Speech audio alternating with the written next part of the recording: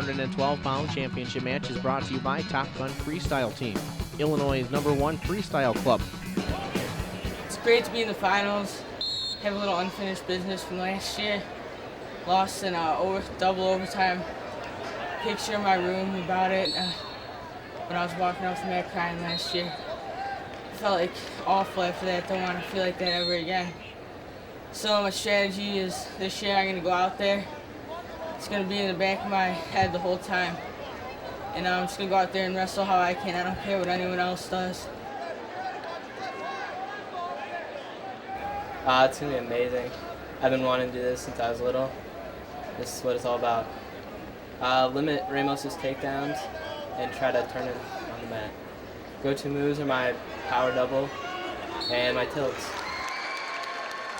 Mark, you and I talked in the semifinals about what an offensive machine Ramos was, and he certainly was against Jarosz with the 6 takedowns. That was pretty impressive. Well, it was impressive because he used several different types of takedowns. He used aggressive shots. He used the slick chuck-bys when the man was pushing in on him too hard. He showed quite a range of skills, which is impressive because a lot of guys are just one way or the other. They're slick or they're powerful or they're coming at you, and he did all the above. Yeah, definitely a big step up of intensity here from the 103-pound bout. Morrison and Futrell, a lot of familiarity with each other, not just from this year, but from the youth wrestling, seeing each other on the circuit, and now that they're both respectful and cautious.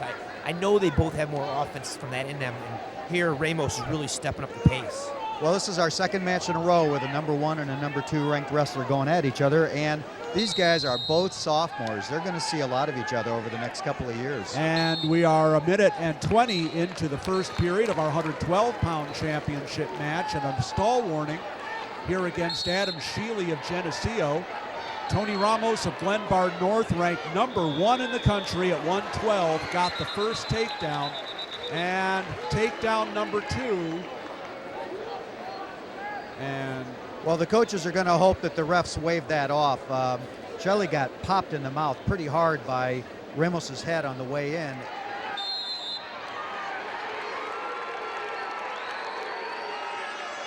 He's tenacious. I like his style, and he's got a variety of setups too. You see, he changes directions really well. He's in the guy's face. Look, he went from the left side to the right side. Oh, he's just. He is really fun to watch. That's all you can say. He is fun to watch. Ramos is just one of those guys who wrestles from one edge of the mat to the other. And, well, this is interesting. He's going to try to ride Sheley, who's kind of like Jarosz in the semifinals, only more so. Sheley really is a great mat wrestler, and, well, maybe Ramos trying to show us something here. Well, with 10 seconds left, I think he figured that was his best bet for that particular situation. Yeah, good strategy. Just generally, he's a good takedown wrestler, but even the great takedown wrestlers, you got to figure in that 20 to 30-second window. If you get on top, your goal is to ride the guy out hard, wear him down without giving up the score. Every situation is different. Some guys will cut a guy loose with 30 to 40 seconds, believing and knowing they're going to get that takedown. But anything under 30 usually is ride-out range, where you're really going to push him and break him down. Well, and quite honestly, he'll need that kind of skill over the next couple of years as college coaches start to take a look at him, because they're not going to want somebody that cannot ride somebody for 10 or 15 seconds. Indeed, you're so right. In coaching college, you're looking for the complete wrestlers, because in the college level, you're often looking at no takedowns or one takedown each. It's so critical that you can ride the guy out when you need to, that you can get off bottom. Those are two big areas where a lot of elite high school kids need a lot of work, is getting off bottom and be able to control good wrestlers. They're used to controlling their typical high school opponents, but to control the best guys, it's definitely a bigger technical and tactical challenge. Now, that being said, quite honestly, you could show a tape of Ramos moving his opponent to get him off and balance and take shots. You could show that to a number of college kids and say, that's how I'd like you to do. Yeah, there you go. He's so good at moving his opponent around for setups. One of the reasons, of course, that Ramos took neutral to start the second period. It's still 4-1 in favor of Ramos. All right, well, here's the interesting thing. Going into the third period, Sheley's still behind. Is he going to choose under, or is he going to choose top? I think he really has no choice but to choose top. That's his shot. He's not going to take Ramos down. So that's about his only chance to score points at this point. Guys have done it and been successful in this tournament, as we've occasionally seen. Less than a minute to go in the second period, and Ramos with another throw by. Wow. Wow, they just nailed Sheley for backing up onto that edge and off again. Hit him for a stalling point. It's now 5-1 in favor of Ramos. Yeah, Ramos is just relentless, just in-your-face pressure. Again. Yeah, young wrestlers at home, pay attention, not just necessarily a shuck to a single, but in general, be able to attack both sides of the guy's body. And I don't mean just be able to attack a high crotch on one side and a single on the other, but be able to pull an elbow on one side and then change directions and attack the other leg with an angle. Too many wrestlers fail to combine their setups, let alone be able to attack both sides. Well, Sheley needs a takedown right now with 30 seconds left to get back in this match.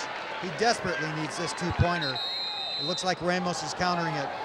Yeah, Ramos showed some good hips right there. He turned his hip nice. He had a tight whizzer. So not only does he have great offense, but he's got strong hips on defense as well. Ramos takes him out. 14 seconds left in the second period. He's ahead 5-1. This 112-pound championship match. That was too straight on, but he almost bullied through it anyways. He's just Just powerful. about They get it there. anyway. He does. There He it gets is. the bull job done. He's got that. He pulled in that double and scored on the edge with 2 seconds left. Well, that pretty much wraps this match up unless Sheley can get him turned in the third period. It's another. You look at Ramos's box scores throughout the year: 15-5, 16-6, 19-8. And he was getting those scores against a lot of the guys that placed at 119 as well as the guys that placed at 112. He averaged well into the teens in points a match. He's just a machine. Well, so far his closest match at the state meets 7 points differential, and he's on his way to that again. Yeah, he's very aggressive and intense. He's got Sheley broken here. You know, he picked top and wasn't able to hold him down at all. And that was really Sheley's one last chance, and no problem for Ramos getting out. And he's on the attack again. Well, not only is Ramos now 7 points ahead, which was his closest match so far, but for the style conscious, he's winning the match there too. He's got the close cropped hair on the sides, middle of his hair is a little longer, blonde tipped. It's a good look. It's a good look. And there's another takedown. Just talking about style, there's another takedown. It's just drilling right now. Minute 20 left to go. Ramos looking at a major decision if nothing changes, and it's not likely that nothing will change from this point. They go off the edge with a minute 10 left to go. Well, he's had the kind of a tournament that can get you outstanding wrestler type of awards. I mean, he hasn't had a close match yet, and this is just dominating. To be beating a kid this good in the finals this soundly is quite a performance. Yes, I'm impressed. I like his intensity. I like his tenacity where he's in your face. He's just keeping the pressure on. He's pretty diverse, too. He changes setups. He's got good short offense. Let's see if he can get a counterattack right here. This is what I call short offense. Just little quick drags, trying to get behind the guy. He likes to shoot. He just wants those legs, doesn't he? There we go. You know what? He is not nursing that lead. He's just going to keep scoring some points for the fans. And that's the way you want to wrestle, just relentlessly. I like it. And he's got good technique, too. Very good driving doubles. Impressive work. Good focus. Good conditioning. He's just nonstop. I like that. And in lieu of a miracle at this point, he's going to get his first state title. 40 seconds left to go now.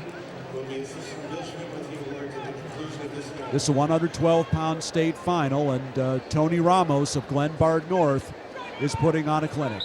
He drives him out of bounds. One area he can improve on clearly is the counterattacks, the snapping the guy, spinning him, get behind him.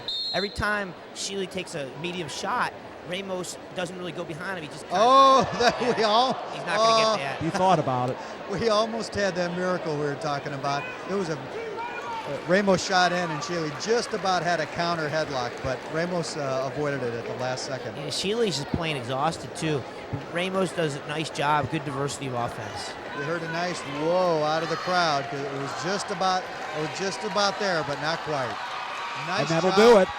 12-2. 12-2 is the final. And Tony Ramos of Glenbard North, this was a coronation indeed over the number 2 as well as some other wrestlers on the short list of rankings here in the state throughout the rest of the tournament. Congratulations, you're a state champ, runner-up last year. We've noticed that you put up a lot of points through the state series, and last year you were in an overtime one-point match. What have you done to open up your offense and make things a little bit more comfortable for you? First, I want to start with I want to thank my sponsors. Actually, our team sponsors, Hino, LCC, Olympic Chiropractor. If it wasn't for them, we wouldn't be able to go to the Ironman tournament. Clash, they paid for a lot of that, and that prepared me for these type of matches. And I had to push 6 minutes. Don't care how tired you are, your legs are dead, you still got to push it.